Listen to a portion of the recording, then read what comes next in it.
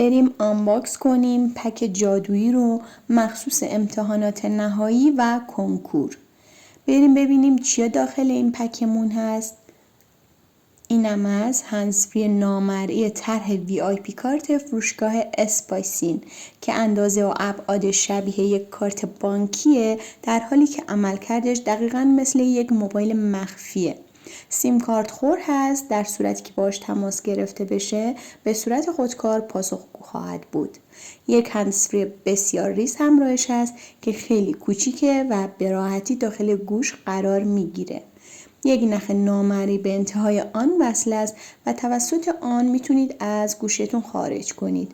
باتری خور هست و یک عدد باتری داخل پک براتون گذاشته میشه و یک عدد شارژر جهت شارژ کردن VIP کارت داخل پک میباشه.